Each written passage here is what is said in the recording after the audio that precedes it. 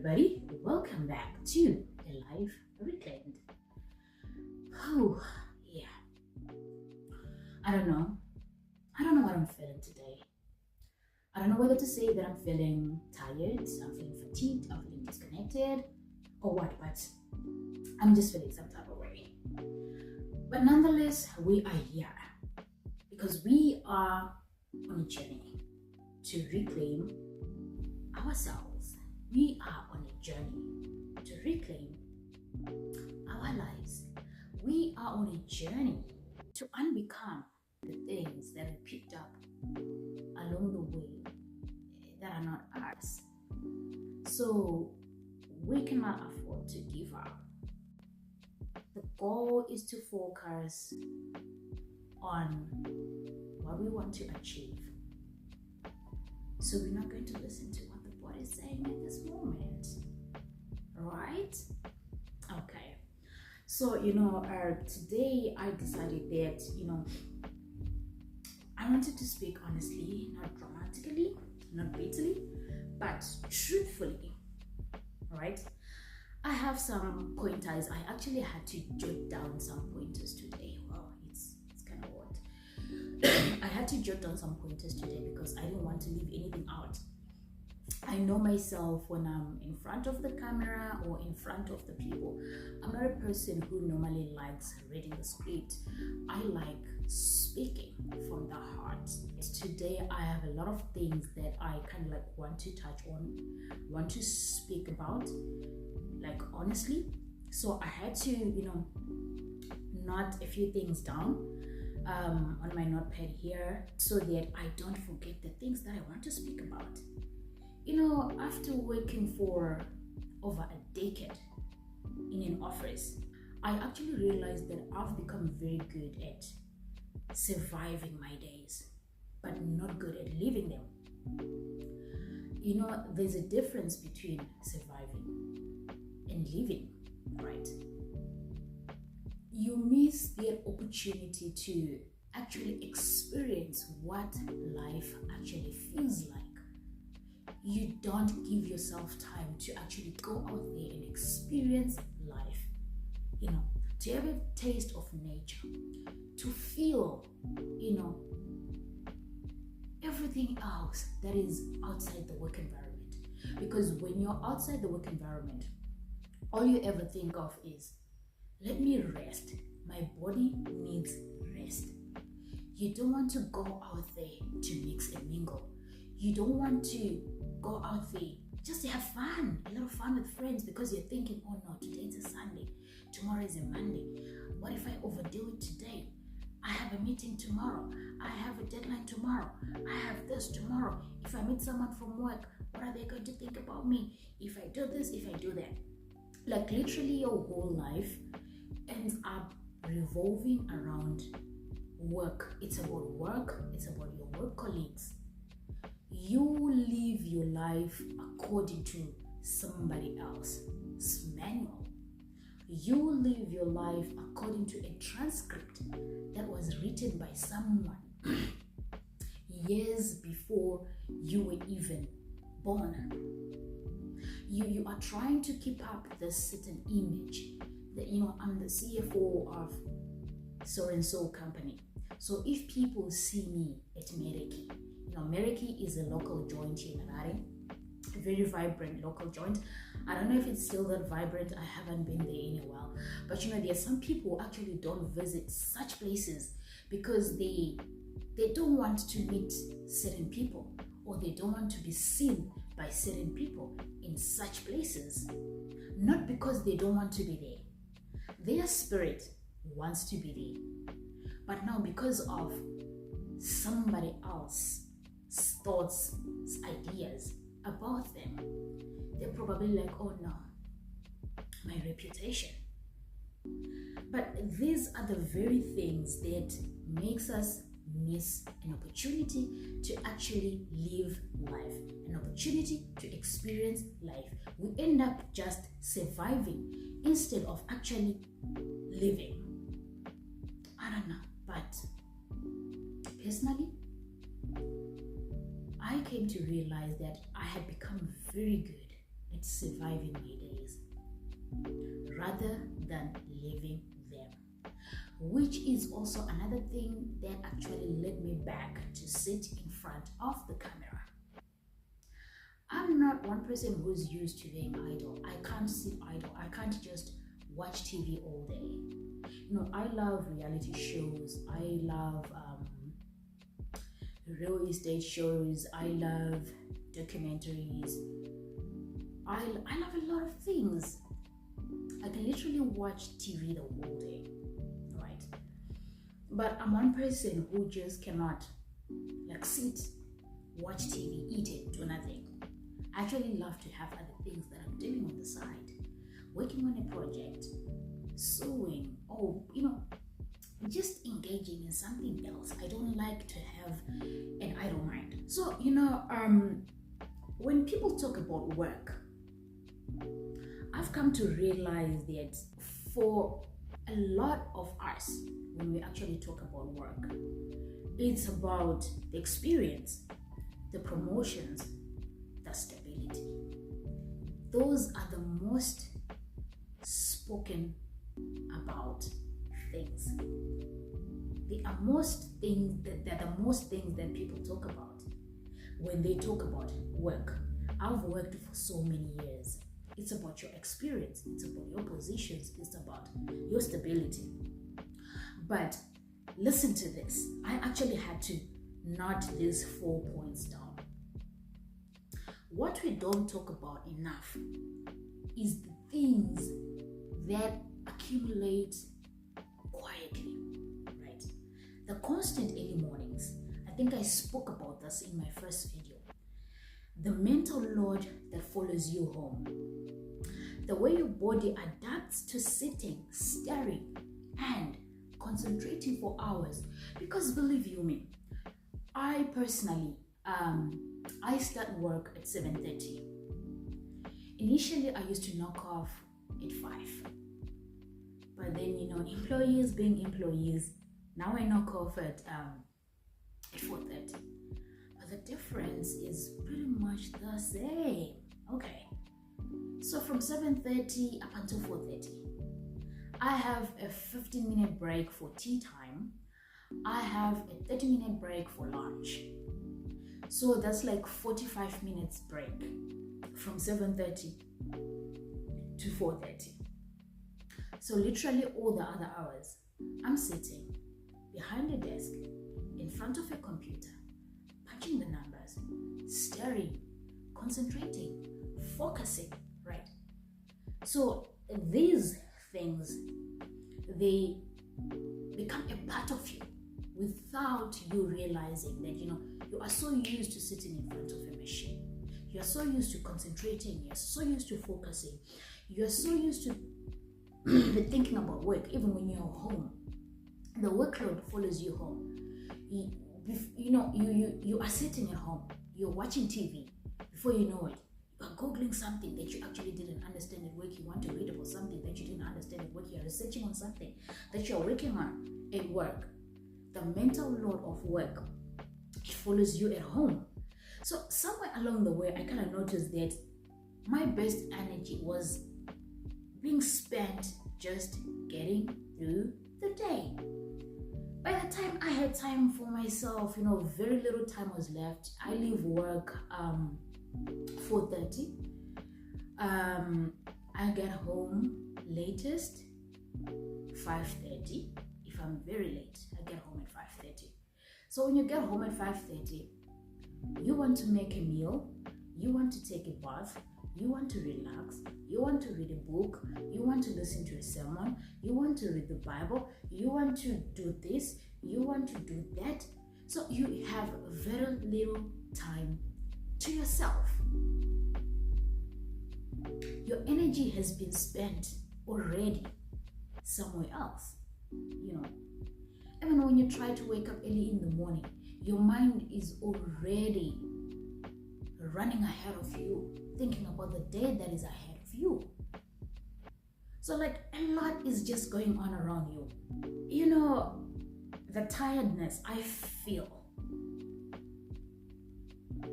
or rather I should say the tiredness that I felt at that point, that I decided that I needed to reclaim my life, was no longer just like I need a weekend. It was deeper, it was quieter, it was, it had become that persistent. The weekend was not enough, because the weekend would just pass by like, and it's gone. So I needed something more. There is something that was actually lacking. I felt disconnected to myself. I knew me before, but now I felt like I didn't know me anymore, because I had become this person that had been defined by work. You are this person, you have to act a certain way. You have to think a certain way. You have to be up to speed with certain things. And I forgot me. Like, part of me, this is actually like part of me. Like, this talking is part of me. This sitting in front of the camera is part of me.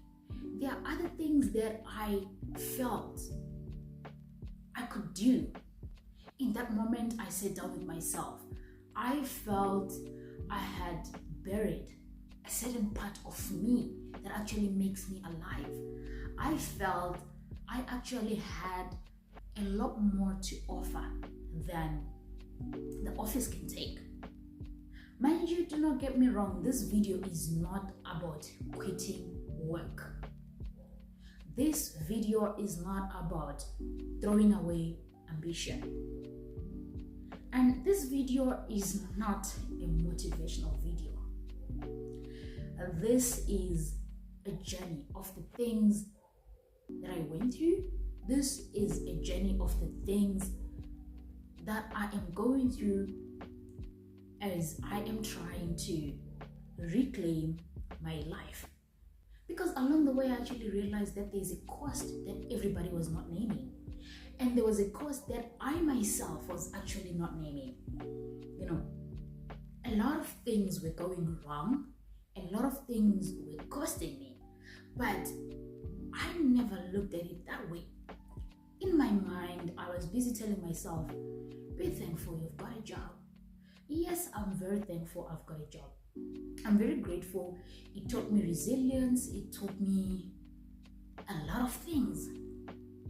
Right? But there's a cost I wasn't naming. I don't regret the years I've worked. And I'm still working, by the way. So I don't want anyone after listening to me and say, we listened to Lydia speaking about reclaiming her life and she was saying this about work, so I'm gonna quit my job. No, darling. This is not about quitting. There are over a decade years that I've spent in the office. I don't even regret them. They gave me structure. They gave me skills that I can even use now by myself. Outside work, I can use those skills. I know how to argue, to put across a constructive criticism. I know how to strategize. I know how to focus. I know how to budget. I know how to analyze. I know how to interpret numbers. It's because of those years that I've spent behind the desk so far.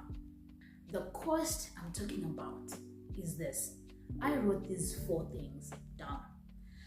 Time that passed too quickly. I started working right after graduation, all right? For 2 years after graduation, I was, hop skipping and jumping from one job to another. Then in 2014, I got this job that I still have now.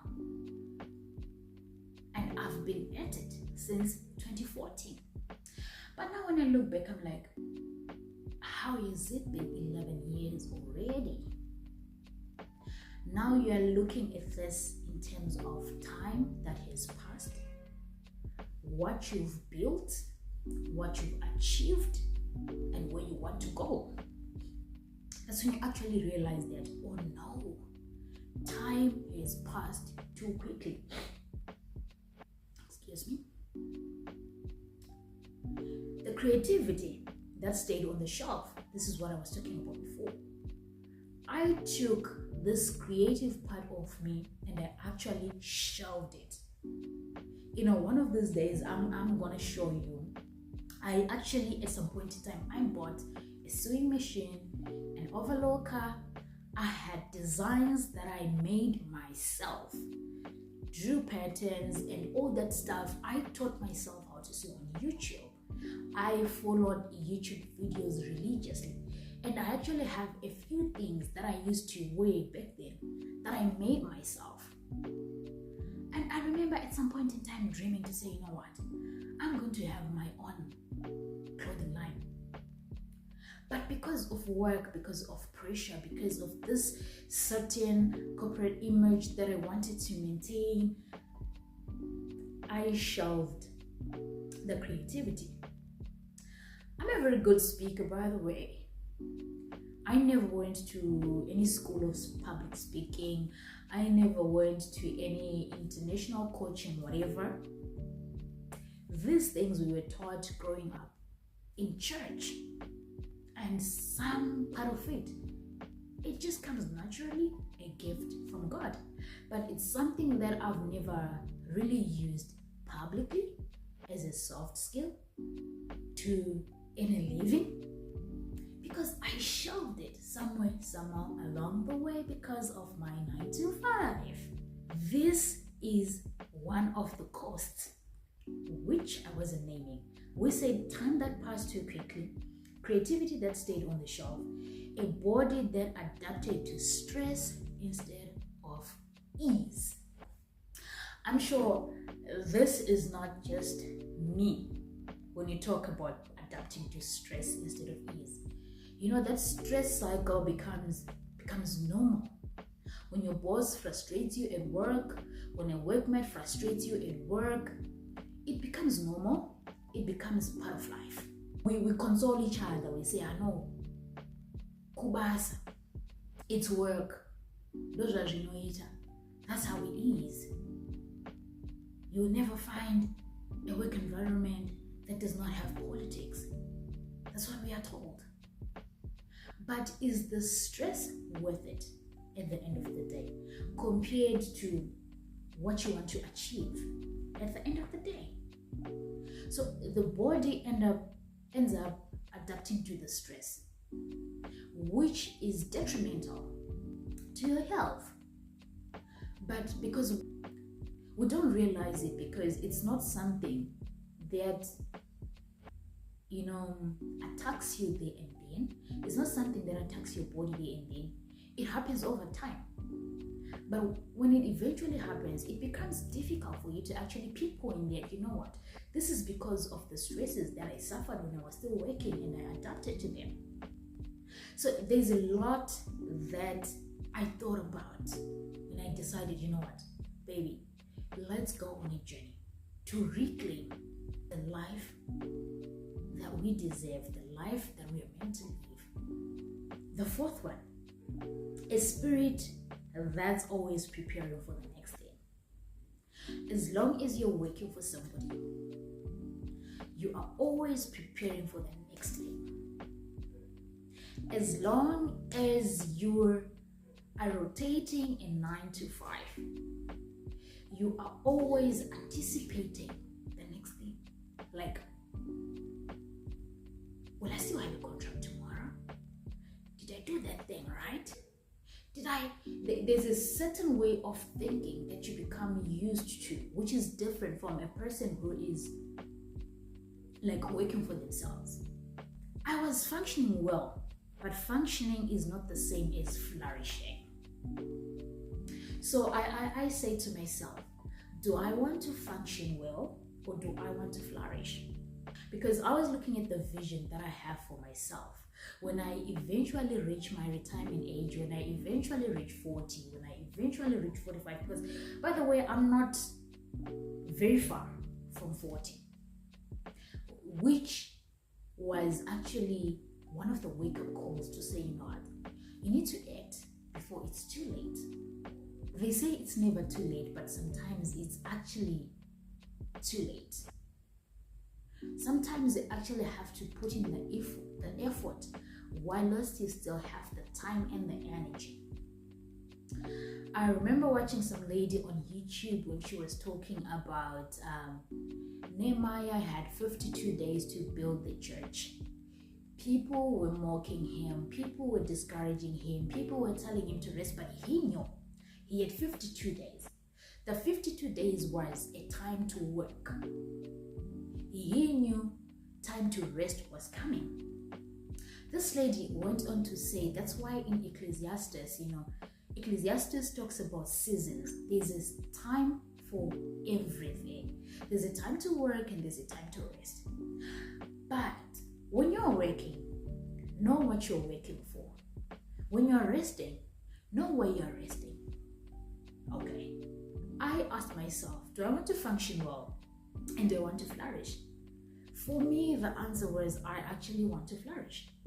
So then I was like, okay, with this life that I'm living and at this pace that I'm living this life, am I actually at some point in time going to flourish, or I'll just continue functioning well until the stress, the fatigue, the busy nights, the busy days eventually catch up with me and I'm bedridden and I need a doctor and I need some medicine to help me? Then I actually say to myself, you know what? Before it's too late, baby girl, you need to reclaim your life. So what changed wasn't really that I became unambitious or I became lazy. I'm still very much ambitious and I'm still very much a busy person. But the thing that changed the most, I remember speaking to a friend of mine saying, you know what, I am in a space where I'm longing for the freedom of time. I want to own my time. I think I spoke about this when I was giving a brief of the channel in my first video. That I want to do things in my own pace. I want the freedom of time. This is what I am actually fighting for. And I don't think my mind, my body, and my soul, these things are going to rest until such a time when I can say, finally, I have the freedom of time. I started longing for, everything that I'm going to talk about, I tried to summarize it into four points so that the video doesn't become too long. I started to long for mornings that begin without urgency. Like you wake up at your own time, you read your Bible, you pray, you get out, you do some movement, or you go to the gym, you come back, you take a bath, you do some breakfast, and you know what? Like a proper slow morning. Then work that doesn't require constant alertness. Because with the kind of work that I do, you need to be abreast with the changes in the industry. You never know, tomorrow you might wake up, there's a policy, there's a new policy that has been introduced, there's a new text that has been introduced, there's this statutory instrument that has been introduced, especially if you are living in Zimbabwe. Keep abreast with the interest rates, keep abreast with the foreign exchange rates, keep abreast with a lot of things. So you are living in the fast-paced lane. I was longing for space to think, to pray, to observe, and to build slowly. And I was longing for a life where my nervous system is not always on high alert. So you can see, I sat down and went deep into thought about the things that I was actually longing for. You just don't wake up one day and you say you want to reclaim your life. Why is it that you want to reclaim your life? What is it exactly that you want to reclaim? This is my journey. You also have your journey. I wasn't asking for less from life, but I was asking for a truer life.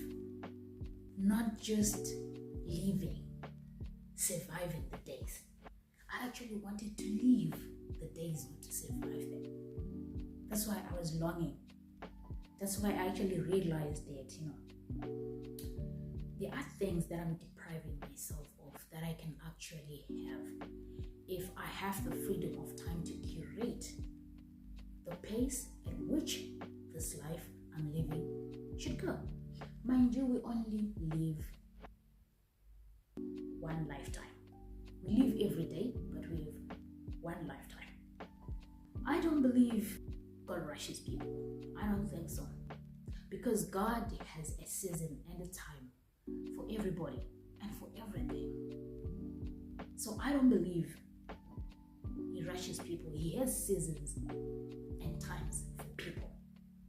So this life that I'm currently living, right, it actually feels like it's a season of proving. It's a season of pushing. It's a season of enduring. So I felt I didn't need that anymore. I didn't need to live a life of proving. I didn't need to enjoy life. I needed to experience it, right? So the season that I'm longing to enter into, I feel like it's more of stewardship, more of experiencing life, more of feeling each iota of life. I don't need to prove to my boss that I'm the best employee. I don't need to prove to industry experts that I know the industry trends. What I need is to steward my time, my health, my gifts, and my future. Because these things are the things that God gave us. These things are the things that God put in our care. And we need to steward them.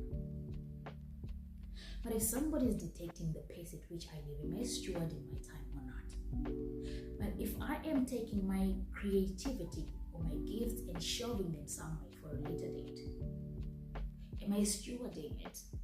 Or am I being like that person who was given in the parable of the talents, was given the talents and then they dug up a hole and they hid them and they never did anything to multiply them?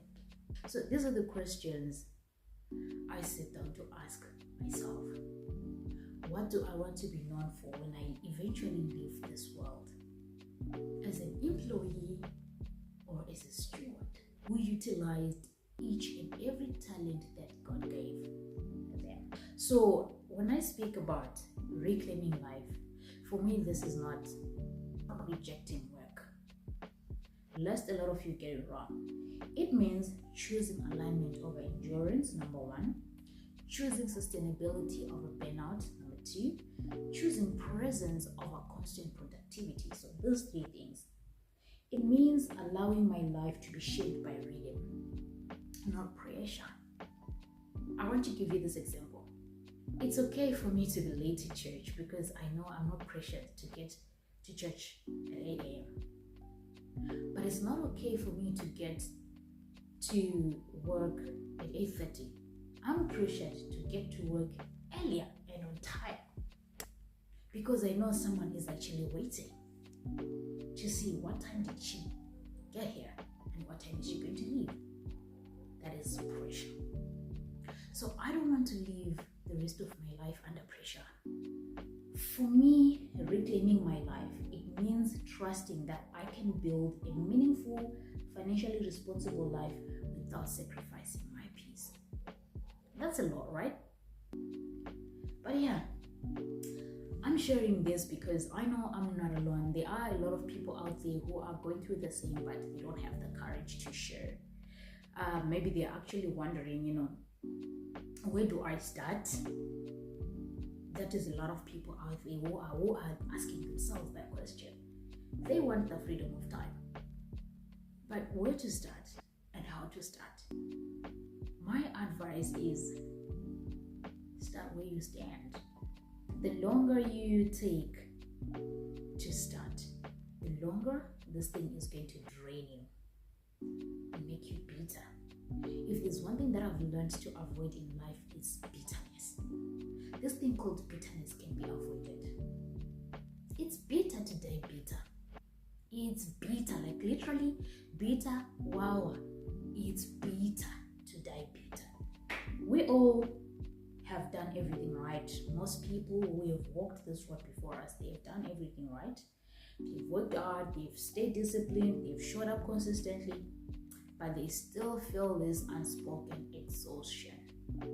So the moment you start feeling that unspoken, constant exhaustion, that's when you need to put a comma. Pause, think, reflect, ask questions, get answers, then start again. I don't know. I ask myself, where does this unspoken exhaustion come from? The only answer I got, you'd have outgrown living at the pace that you're living at. Like, I have literally outgrown living at this pace. And as much as I'm still going to work, but I've outgrown living at this pace. The mornings are just too early, the days are just too long, everything is just so... You see, that is what I'm talking about. But anyway, I'm choosing life to be lived sustainably with meaning. Not because I can't keep going, but because I don't believe life is meant to be survived. This is me choosing to live it fully. Choosing presence, purpose, and a slower rhythm of life. And this is a life reclaimed. Until next time.